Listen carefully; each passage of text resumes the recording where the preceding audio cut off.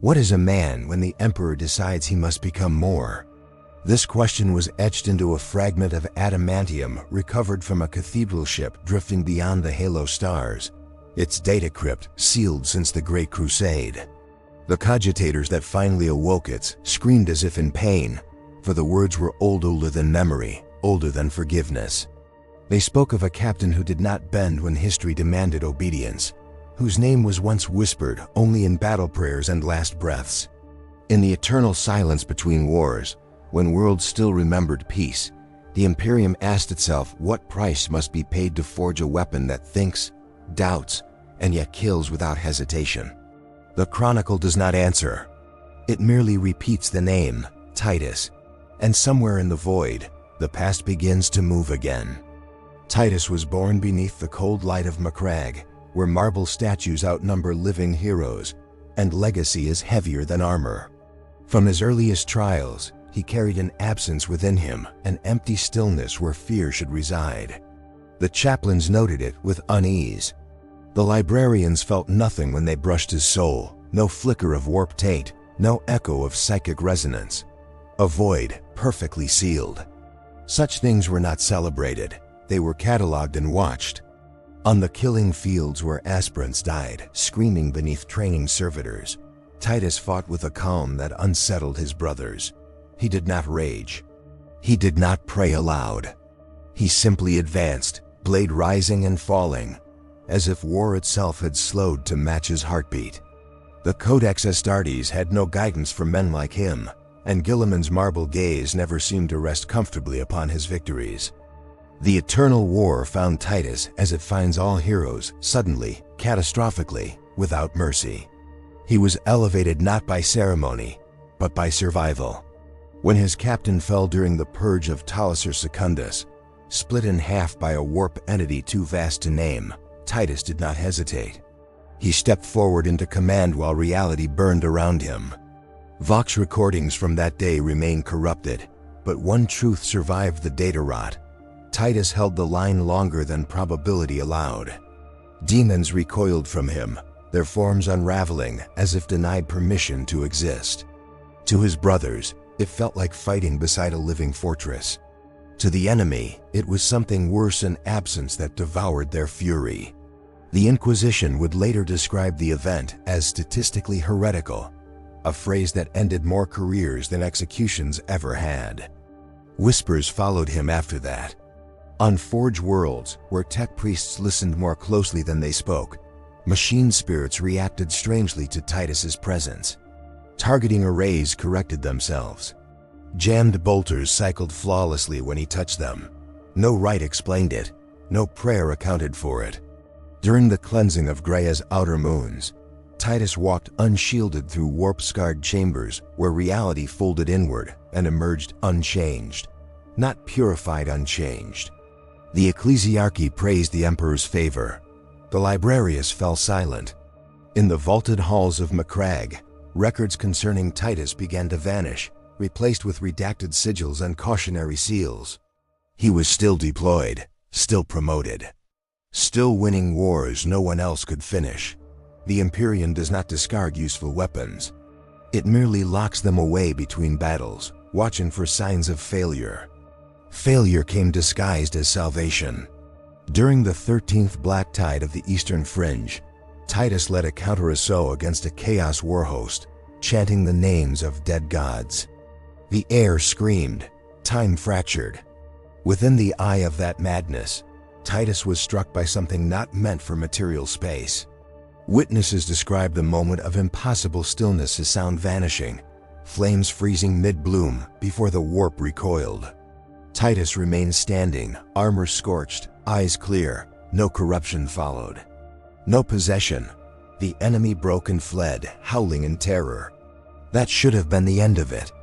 Instead, the Inquisition arrived within the hour, black ships blotting out the sky. Authority descending like a guillotine. Titus did not resist. He surrendered his sword, his name, and his future without a word. Interrogation cannot be measured in time when the Inquisition is involved. Minutes stretch into decades. Pain becomes data. Faith becomes a variable to be tested. They stripped Titus of rank and heraldry, reducing him to a subject number etched into bone. Psychic probes shattered against his mind like waves against black stone. Blanks recoiled. Astropaths bled from the nose merely standing near his cell. The verdict was never spoken aloud because no consensus could be reached. He was not pure. He was not tainted. He was something unclassified and therefore intolerable. And yet, execution orders stalled. Files vanished. High lords intervened from behind veils of authority. Somewhere in the catacombs of Terra, a decision was made that would never be recorded. The Imperium would not destroy Titus, it would repurpose him. He returned to war bearing no chapter markings, no name upon his lips, only sigils known to a handful of lords militant and inquisitors whose souls were already damned. Titus became a solution deployed where annihilation had failed. He was sent into wars the Imperium officially denied, against enemies erased from history as soon as they were defeated. Worlds burned quietly in his wake, their last transmissions classified as solar interference. Those who fought beside him described a terror greater than the foe, a sense that history itself bent around his presence. He did not inspire, he concluded. Battles ended when he arrived, not with triumph, but with inevitability. Faith followed him like a shadow, uncertain whether to kneel or flee. The ecclesiarchy began to adjust its sermons. New prayers circulated, unapproved yet widespread, invoking not saints but instruments. The idea took hold that the emperor, in his infinite silence, had begun forging weapons beyond comprehension. Not primarchs, not angels, something colder. Titus was never named, but he was felt, a rumor beneath the dogma. On shrine worlds, statues cracked without reason. On demon worlds, warp storms thinned as if avoiding a predator. The Imperium learned his shape and did not like it. Somewhere beyond sanctioned space, ancient powers took notice. Things that remembered the war in heaven shifted uneasily, sensing a flaw in destiny's design, a man who could not be read. The last record comes from a dead world, its oceans boiled away centuries before discovery. An abandoned pict capture shows Titus standing alone amid wreckage that predates humanity itself. No enemies remain, no allies answer his vox. He removes his helmet and looks upward, not in prayer, but in recognition, as if something far older than the Imperium is looking back. The audio ends with a single quiet phrase, spoken without reverence or fear. The archivist who translated it sealed the file immediately. Because if the emperor made Titus a weapon, then someone else may have made him a key. And keys are never forged for doors meant to stay closed. The phrase Titus spoke did not echo. It sank like ash into sacred oil, carried by machines that no longer knew whether to remember or forget. Those who first reviewed the recording were not warriors, but lex mechanics sworn to neutrality. 3 entered the vault. 1 emerged, aged beyond his flesh, murmuring prayers not found in any litany. The phrase was struck from all logs, replaced with a sigil of absolute censure, yet rumors leaked downward through the Imperium's veins. Among the faithful, doubt is not born from lies, but from omissions. Shrines flickered, confessors hesitated before absolution. Somewhere, a regiment knelt longer than protocol allowed, as if waiting for an answer that never arrived. They did not know Titus's words. They only felt that something which had always watched from the throne now watched from somewhere closer and colder. Among the Adeptus Astartes, the memory of Titus fractured like glass under pressure. To some, he was a ghost of impossible victories, proof that the Emperor's design still held surprises. To others, he was a wound that never closed. Veteran sergeants spoke of him only in enclosed chambers, voices low, eyes averted from purity seals. Younger battle brothers felt the absence more keenly, sensing that something had been stolen from their inheritance of faith. The Codex Astartes offered no comfort. Gilliman's words, once a compass, now seemed to point in too many directions at once. What was loyalty when obedience led to silence? What was righteousness when truth was sealed behind black sigils and sanctioned lies? The chapters did not rebel. They endured. Yet endurance, stretched long enough, becomes something dangerously close to resentment. The ecclesiarchy responded as it always had with excess. New sermons thundered against unnamed heresies. New martyrs were elevated for crimes suspiciously vague. Faith became louder, harsher, more theatrical, as if volume could drown uncertainty.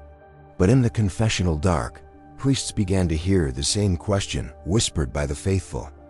If the emperor's will is absolute, why must his instruments be hidden? Cardinals convened synods that ended in shouting matches and sudden deaths. The Ministorum declared Titus a myth, then a cautionary allegory, then a forbidden topic altogether. Each declaration contradicted the last. On pilgrimage worlds, incense burned thicker, and pilgrim caravans grew quieter.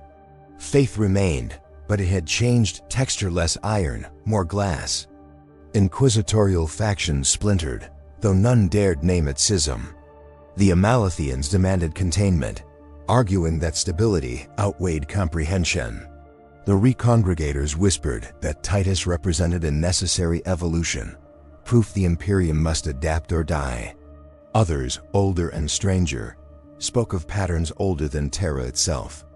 Sealed conclaves met beneath dead suns, trading fragments of prophecy and corrupted Zeno's astrologies. One Ordo Hereticus cell vanished entirely after tracing Titus's deployments backward, as if following his trail led not to origin, but to erasure. Their final astropathic burst spoke of a negative destiny, a life that did not accumulate fate, but consumed it. The message fractured mid-syllable. Official records blamed warp interference. Privately, even the Inquisition stopped pretending certainty still existed. The common soldier felt none of this as philosophy. To them, it manifested as orders without explanation, wars without banners, victories without parades. Regiments deployed alongside Titus or whatever name he used, then returned diminished. Not in number, but in spirit. Veterans stared too long into fires. Commissars found discipline harder to enforce, not through mutiny, but through quiet withdrawal. Soldiers fought well, but no longer spoke of glory. They described battle as weather, inevitable, impersonal, leaving nothing behind but wreckage. Some swore they saw Titus standing untouched amid artillery storms, not commanding, merely present, like a verdict already rendered. Others claimed he vanished mid-campaign, leaving the war to collapse under its own weight. No report agreed. All were classified. Among the warp, something listened. The Imperium does not think as mortals do, but it remembers injury. Where Titus walked, currents twisted unnaturally, as if reality itself was bracing. Demonic manifestations grew cautious, more surgical. Possession rituals failed without explanation. Sorcerers complained of a pressure, a silence pushing back against invocation. One heretic prince screamed that the void itself hunted him before dissolving into nothing. Ancient Zeno's watchers, those who measured eras and extinctions, adjusted long-abandoned calculations. The galaxy had always been tragic. Now it was becoming unpredictable. And unpredictability, to being shaped by eternity, was a terror no weapon could inspire. A revelation surfaced not from Terra, but from a forgotten monastery world whose monks recorded history through dreams. Their archives spoke of a failed experiment during the dark age of technology, a theory that consciousness could be rendered inert to the warp, not shielded, but absent. The documents ended in ritualized suicide and planetary quarantine. No link was established, no link was needed. The monk's last vision depicted a figure walking through a burning Imperium, unburned not by grace, but by exclusion. When the Inquisition seized the world, the monks welcomed death. Their abbess laughed as the bolt round struck her, whispering that the weapon had forgotten who forged it. The High Lords convened in emergency secrecy. Treaties were rewritten, fleets repositioned. A segmentum-wide blackout erased entire supply chains, all to mask a single redeployment. Titus was being moved again, deeper than before, toward a region of space erased even from Forbidden's charts. Orders bore the Emperor's seal, yet no custodian confirmed their authenticity. In the margins of the command logs, a sigil appeared old, pre-Imperial, struck through as if in warning. Some recognized it from half-destroyed vaults beneath Mars, a sign used not to command obedience, but to mark containment failure. Debate ended not with consensus, but with fear. The final breach came quietly. An astropath choir on Terra screamed in perfect unison, then fell silent forever. Their last vision, shared across several dying minds, showed Titus standing before the golden throne itself, not in defiance, not in worship, but in alignment, as if two voids had recognized one another across 10,000 years. For a heartbeat of galactic time, the Emperor's psychic presence flickered, not dimmed, but recalibrated. The vision was purged within minutes. All witnesses were executed. Officially, nothing happened. Unofficially, the Imperium began issuing orders that contradicted centuries of doctrine, justified by a will no one could verify. In a sealed chamber, far from any sun, Titus finally received a transmission meant for no living thing. It did not come from Terra, nor from the warp. It carried no Emperor's seal. Just a simple acknowledgement, written in a logic older than humanity. Containment acknowledged, cycle incomplete. Titus closed his eyes for the first time in recorded history, and for a moment, something like hesitation crossed his face. Across the galaxy, alarms did not sound, but faith trembled. Because if the Emperor did not create Titus, then the Imperium had been following a weapon pointed by another hand all along. Confession became the last refuge of those who still believed. In shrine cells lit by failing lumen strips, priests recorded prayers not to be spoken aloud, encoding doubt into catechisms meant for no congregation. Many addressed the Emperor directly, not with devotion but apology, as if faith itself had become a trespass. Across war-torn systems, chaplains watched as soldiers kissed Aquilas before battle with the tenderness of farewells. Something had shifted in the spiritual gravity of the galaxy. The God Emperor still reigned in icon and law, yet his presence felt stretched thin, like a star observed after its death. Those who clung hardest to belief suffered most, for belief now demanded endurance without answers. Every whispered prayer returned unchanged, and silence, once sacred, began to feel like abandonment wearing the Emperor's face. War intensified not with banners, but with absence. Worlds fell without siege. Regiments arrived to find defenses dismantled and enemy corpses laid out like offerings to nothing. Fleet commanders reported victories achieved before orders were issued, as if cause and effect had reversed. Some praised Providence, others quietly wept. Psychers suffered catastrophically, their visions collapsing inward. Futures severed mid-prophecy. The Astronomicon dimmed for fractions of seconds, unnoticed by most, fatal to many.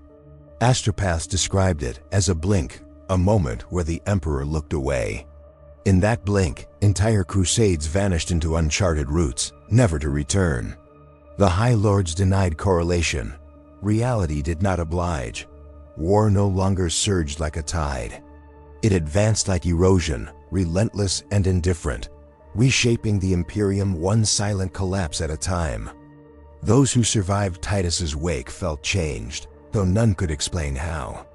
A space marine of the Imperial fists spent nights carving broken Aquilas into stone until his hand split, insisting the symbol felt wrong when whole.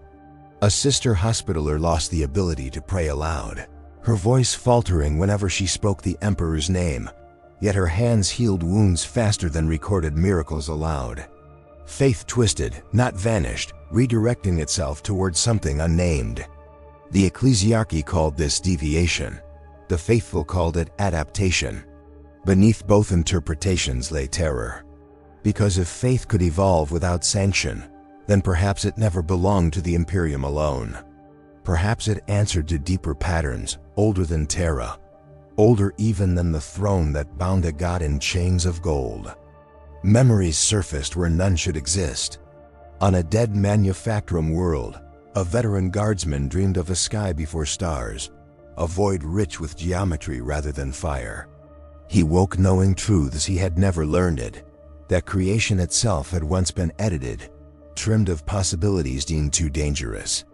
Similar dreams appeared elsewhere, among scholars, artisans, even children on agri-worlds. All described a subtraction, a great refusal embedded into reality. The Inquisition recognized the pattern too late. It was not a contagion, nor psychic bleed. It was recollection. Something long suppressed was being remembered by the galaxy itself, stirred awake by a presence that did not belong to the warp, nor to matter, but to the space between intention and outcome. Titus moved through these unravelings like a fixed point. Reports placed him simultaneously on opposite fronts, ending wars before they fully ignited. In his presence, battlefields felt pre-written, outcomes unavoidable. He spoke rarely now, and when he did, those words never appeared in transcripts. Vox recordings glitched, servitors failed. Witnesses disagreed on language, tone, even meaning, yet all felt the same after hearing him, a sense that choice had narrowed, that paths once open had quietly closed. Some followed him as a prophet despite lacking permission or creed. Others attempted to kill him, their strikes failing in ways too precise to be chance. Fate itself seemed to step aside when Titus passed, unwilling to collide. At the edge of the halo stars, a relic station older than humanity reactivated without command. Its architecture predated Imperial logic, angles refusing to settle into Euclidean sense. Within, an archive sang not in sound, but in causality. The Adeptus Mechanicus deciphered fragments before their minds unraveled. They spoke of architects who shaped universes not by force, but by omission, of weapons that were not built, but removed entities designed to cancel excess possibility, to ensure reality did not fracture under infinite choice.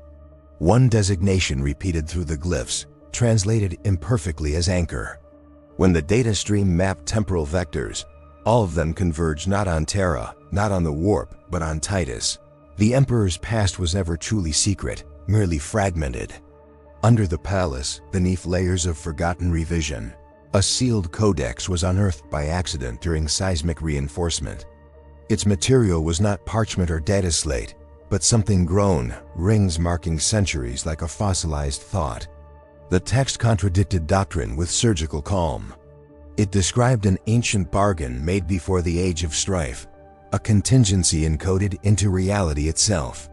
Should the warp threaten total consumption, should humanity's fate spiral toward uncontrolled ascension or extinction, an anchor would awaken, not loyal, not obedient, merely corrective. The codex ended unfinished, its final notation scorched away as if the author had changed his mind too late. Priests screamed heresy, scholars vomited. Custodians sealed the chamber and swore silence. Yet the truth seeped upward regardless. The Emperor had not forged Titus as a weapon of dominion. He had prepared him as a failsafe against divinity itself, including his own. The Golden Throne was not a beacon, but a pressure valve, holding back a transformation never meant to complete. Titus was the counterweight. The realization shattered centuries of righteous certainty. To worship the Emperor was to risk awakening a god unopposed. To follow Titus was to accept an ending without glory. Between them lay the Imperium, balanced on a choice it could not consciously make. Titus finally reached the place where all vectors converged. A silent system stripped of planets. Stars collapsed into pale remnants orbiting nothing. At its center hovered a structure that was not built, but exposed a seam in existence where design showed through. Titus removed his armor piece by piece, setting it aside like discarded doctrine. When he stepped into the seam, reality did not resist. Across the galaxy, faith spasmed. Psychers screamed. The Astronomicon flared brighter than ever before, then stabilized into something colder, sharper. The Emperor still shone, but diminished, defined. And for the first time, humanity's God seemed limited. The last transmission was not a warning, but a statement of function. Titus did not die, he resolved. The anchor engaged. The universe exhaled, possibilities collapsing into fewer, harsher paths. Immortality dimmed. apotheosis recoiled. The Emperor remained, but as something finite, bound not just to the throne, but to consequence.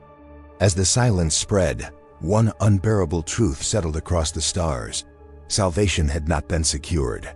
Freedom had been taken, and the Imperium would endure not as a divine destiny, but as a managed outcome, forever watched by the weapon that ensured it could never become more. The galaxy did not scream when the anchor resolved. It tightened.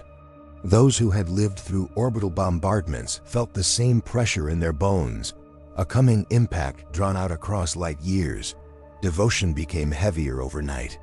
Oaths once sworn easily now tasted like rust on the tongue. Commanders reread mission parameters that no longer aligned with doctrine, sensing betrayal without a traitor to blame. In the quiet between alarms, men and women wondered if obedience still carried sanctity or merely habit. The Emperor's light remained, but it had edges now, boundaries felt by navigators and saints alike. Faith endured, bruised rather than broken, and that was perhaps the cruelest outcome. Because bruised faith bleeds inward, silently, teaching the faithful to march forward while something sacred calcifies behind their eyes. On Macragge, statues were altered not by chisel, but by decree. Heroic faces were smoothed, inscriptions generalized, individuality dissolved into sanctioned anonymity. Veterans noticed the change immediately. Titus's likeness vanished last, not destroyed, but replaced with a blank plinth bearing only the word service. Chaplains presided over the unveiling with rigid voices, declaring continuity where rupture reigned. In private chambers, some ultramarines removed their helms and wept without understanding why. The Codex Astartes, once an anchor of clarity, read now like a compromise between necessity and fear. Loyalty persisted, but it no longer felt like ascent toward purpose. It felt like containment, of doubt, of grief, of the terrible suspicion that the Imperium had survived, not because it was right, but because something had decided it must not fall yet. Across the Segmentum Solar, fleet movements synchronized without central command. Old rivalries dissolved in the face of a greater unease, admirals exchanging data they once would have buried rivals for accessing. The stars themselves seemed narrower, routes collapsing into optimal corridors, as if space resented inefficiency. Battles erupted suddenly, ended decisively, and left no room for heroism. Soldiers charged not for glory, but because no alternative remained. The fury was absolute when it came, void shields flaring, cities atomized, but it burned cleanly, without excess. Veterans feared this most. War had lost its madness, its emotional noise. It had become precise. The kind of war that existed to fulfill an equation rather than a cause, and no prayer offered before such annihilation found a God inclined to answer. Those who served the ecclesiarchy felt the cost most intimately. Confessors heard fewer words, longer pauses. Penitents knelt without asking forgiveness, as if judgment had become procedural. The God Emperor still loomed in iconography, radiant and commanding, yet sermons describing his boundlessness rang hollow. Younger priests clung to ritual with desperate rigor, believing structure might resurrect certainty. Older ones quietly broke vows, telling the truth in whispers to those about to die. They spoke of faith as endurance rather than righteousness, of holiness as survival through constraint. When questioned, they cited no text, only experience. No purges followed. The Inquisition, once ruthless in defense of orthodoxy, now hesitated. Even censure had become a calculated risk in a galaxy where every subtraction carried consequences. The Psychers suffered anew, not with uncontrolled surges, but with narrowing vision. Futures shortened, possibilities pruned. A librarian of the Blood Angels described prophecy as staring down a corridor that once branched endlessly, now sealed by adamantine doors. Rage simmered where ecstasy once bloomed. The warp recoiled from overreach, punishing those who pushed too far, too fast. Some welcomed the restraint, believing it a mercy. Others understood the truth and despaired. The Imperium was being shaped not by will, but by refusal. Titans of thought that had once battled for dominance now found themselves constrained by limits they could not bypass. Eternity had learned the meaning of walls, and it did not forgive the lesson. Titus was remembered differently now, depending on who spoke his name and where. To soldiers, he was a rumor turned inevitability, a figure whose arrival meant the end of war, of hope, of uncertainty. To priests, he became a parable stripped of comfort, the righteous sin of preventing godhood. To the Inquisition, he was an error that had become indispensable, a crime too successful to condemn. His absence after resolution weighed more than his presence ever had. Without him, choices seemed to proliferate dangerously, as if reality itself was testing the leash. Some prayed for his return. Others prayed never to see him again. Both understood they were no longer fully in control of what they asked. In hidden vaults, Adeptus Mechanicus savants reviewed ancient algorithms once dismissed as apocrypha. Calculations suggested stability peaks approaching collapse, not from chaos, not from Xeno's threat, but from internal contradiction. A managed reality required constant correction, and the anchor had resolved only once. The projections were chillingly clear. Another adjustment would be required, not soon, but inevitably. Discussion turned to replication, to the unthinkable idea of forging another corrective presence. Most protocols failed immediately. The anchor was not built, it was permitted. Consent from reality itself appeared to be a prerequisite. The machines stalled at that variable, repeatedly outputting the same forbidden phrase, insufficient justification. No one present dared voice the question forming in every logic engine's shadow: who, then, would reality permit next? Far from Terra, on a world hallowed by ancient impact, a forgotten regimental standard fluttered in toxic wind. A lone guardsman stood watch beside it, his unit long since reassigned or east. He felt calm, not resignation, but clarity. Orders had not come in months, yet he remained.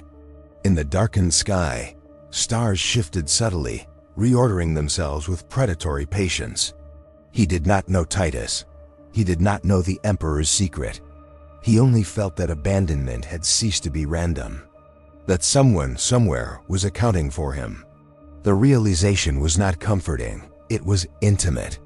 And intimacy, in a galaxy built on distance and abstraction, felt like the opening of a wound. On Terra, the Golden Throne thrummed with a new cadence. Tech priests noted the change and said nothing. Custodians adjusted patrol routes to accommodate sight lines they could not explain. Pilgrims still arrived in uncountable masses, yet many reported dreams of a dimmer hall, of a god seated not in triumph but in vigilance. The Emperor remained silent, yet that silence carried implication, now constraint, not transcendence. It was possible, for the first time in millennia, to imagine the throne failing without apocalypse. That prospect horrified the High Lords more than extinction ever had. If the Emperor could end quietly, then everything built atop his eternity stood on negotiable ground. As fleet alarms echoed across multiple sectors, a pattern emerged too late to interrupt.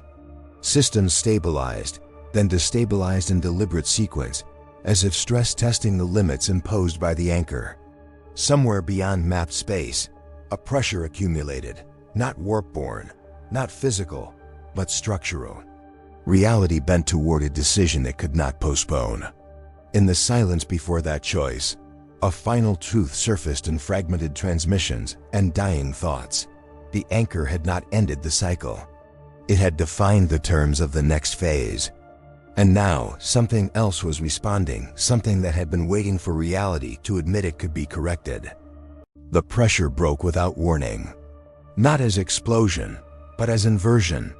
Stars dimmed, then flared with colors no spectrum could name, as if the universe had inhaled its own spine.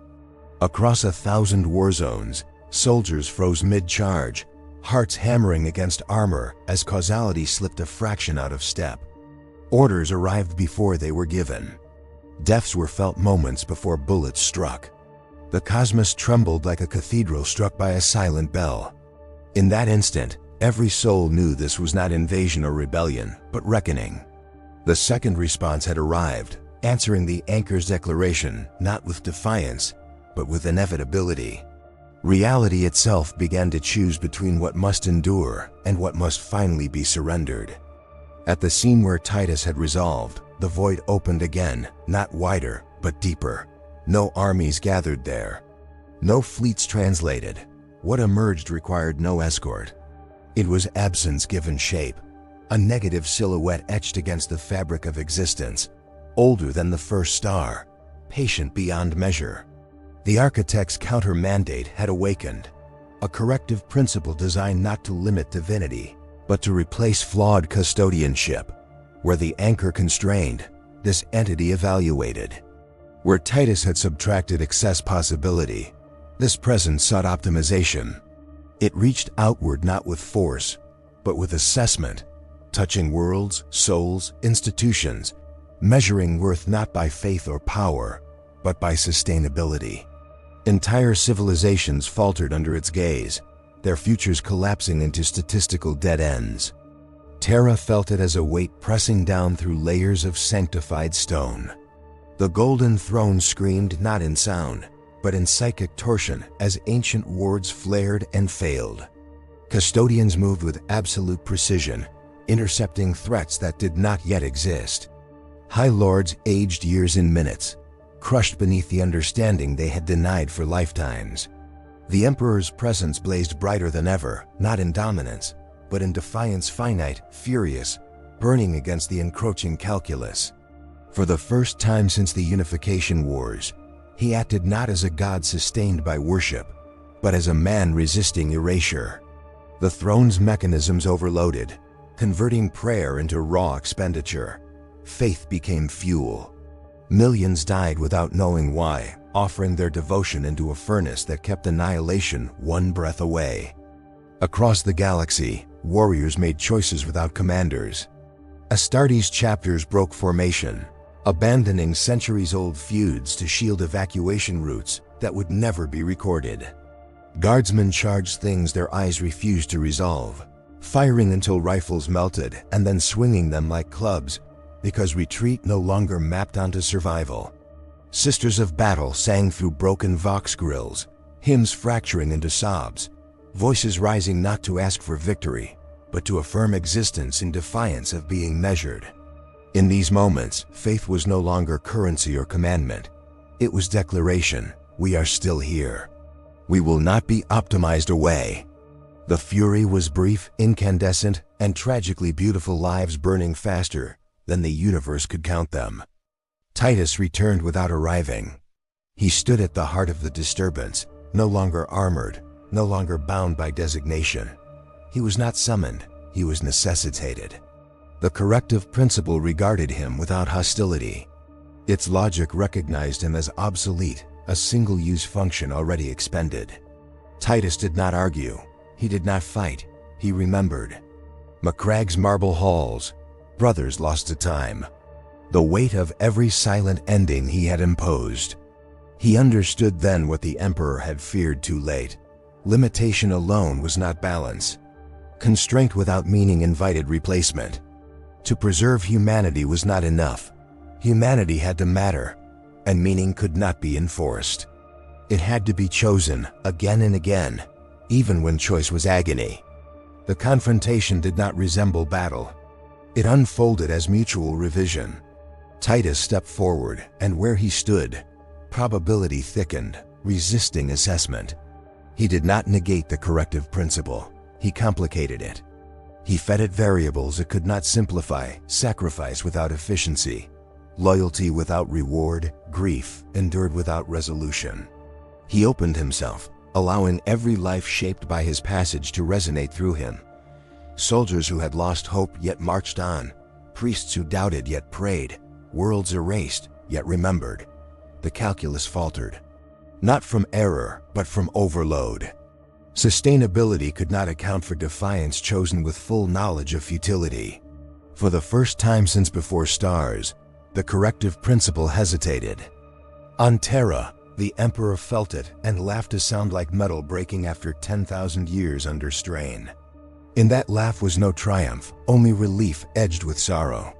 The throne dimmed as he released control, allowing the outcome to settle without his command. The galaxy held its breath. When the corrective principle withdrew, wounded, not in structure, but in certainty, the pressure vanished at once. Stars resumed their rightful colors. Warp storms recoiled. Time remembered how to move forward. But something had been lost in the exchange, burned away to buy this fragile reprieve. The Emperor slumped, bound still to his seat, yet quieter now, his light steadier, but unmistakably smaller. Titus did not survive in any form the Imperium could name. He dispersed not into the warp, not into legend, but into consequence. Every act of defiance across the galaxy bore his echo. Where a soldier refused surrender, where a priest told the truth, where a commander chose people over protocol. The anchor was gone, its function fulfilled beyond design. The corrective principle retreated beyond observation, carrying with it a mark of uncertainty it had never known. The universe was no longer editable without resistance. The price had been paid, not in victory, but in limitation accepted by all sides. The aftermath was quiet enough to feel obscene. Fleets regrouped in silence, casualty numbers stalled unfinished. Shrines reopened without ceremony. No proclamation declared salvation. No feast marked survival.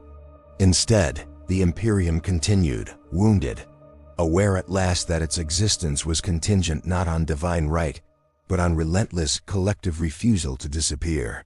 Faith returned to its people stripped of certainty and endowed with weight. Every prayer now mattered, because it might be the last one unanswered by design rather than distance. Every oath carried the knowledge it could fail and still be worth swearing. In the deepest vaults beneath Terra, a final record unlocked itself, no seal attached. It bore no warning. Only a notation, newly etched into reality's accounting. Corrective suspended. Variable persists. Somewhere in the spaces where meaning accumulates too densely to be erased, something watched humanity endure and recalculated, not whether they should exist, but why they insisted on it.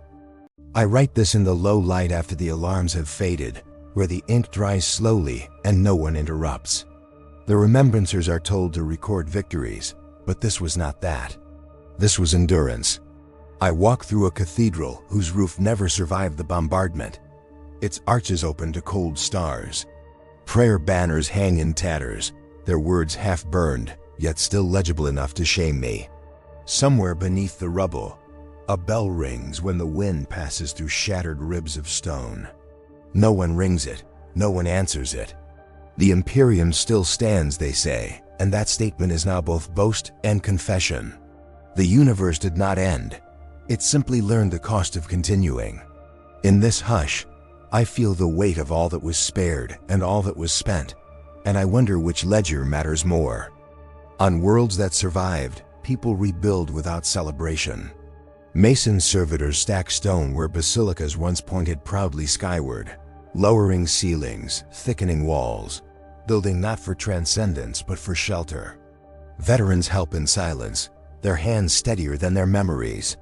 Some still wear broken aquilas, refusing replacement as if wholeness would be dishonest. The streets echo differently now. Less hymn, more footstep. Children are taught prayers, but also contingency drills. Faith has not vanished, it has narrowed, sharpened into something practical and painful. In the marketplaces, old men argue whether humanity was saved by sacrifice or delayed judgment. No one wins these debates. They end when the sun sets behind a horizon still scarred by orbital fire, bathing the ruins in red light that feels uncomfortably like remembrance. In the void, wreckage drifts in slow processions, metal coffins without inscriptions. Once, such fields would have been claimed, sanctified, turned into monuments to victory. Now they are bypassed. Fuel is precious. Time is more so. Fleet captains mark them privately, logging coordinates in sealed journals meant for no archivum. Sometimes they pause engines and let silence roll over the bridge, every crew member knowing this is the closest thing to mourning their duty allows. Banners are furled rather than unfurled, honors deferred indefinitely. There is no parade for surviving the end of meaning.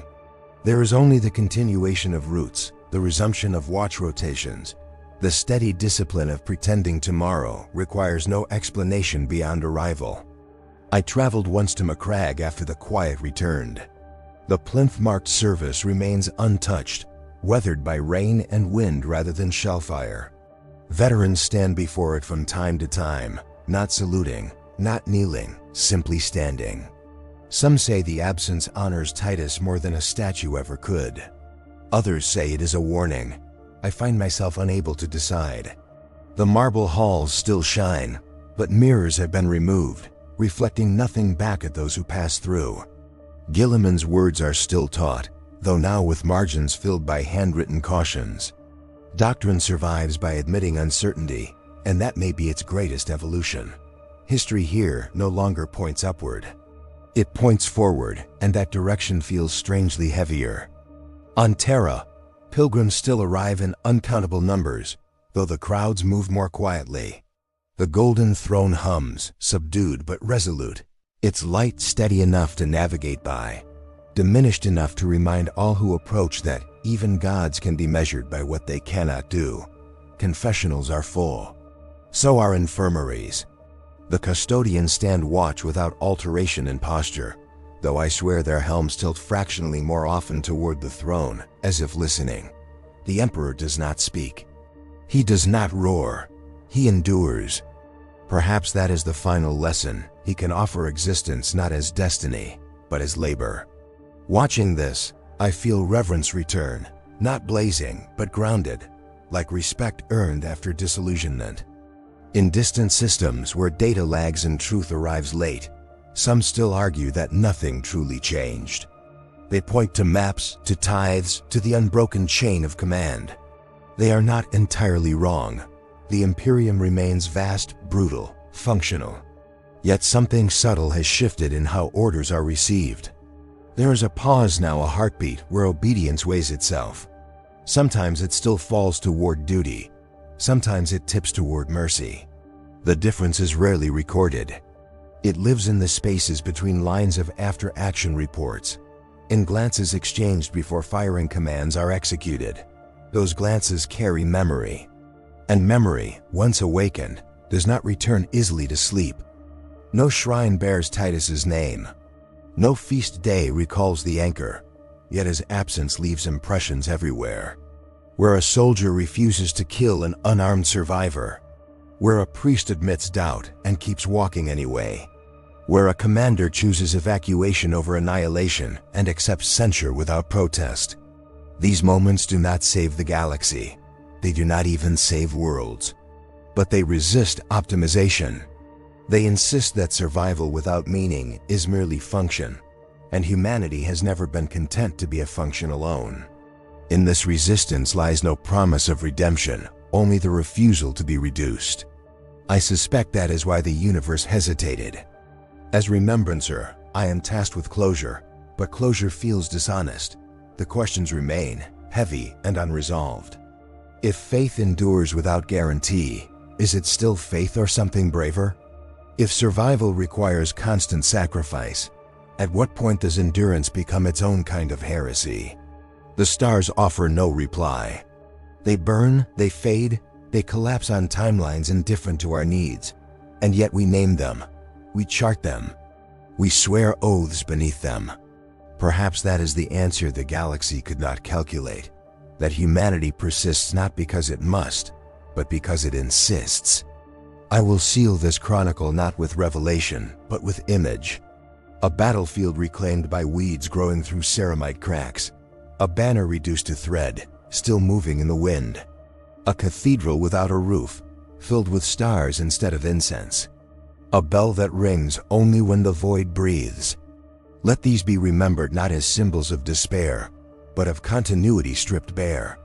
The Imperium remains. The cost is written into everything. Stand witness to it. If this chronicle moved you, if these echoes linger, bear them forward, like, subscribe, share this record, and leave your thoughts among the comments, that memory does not walk alone into the dark.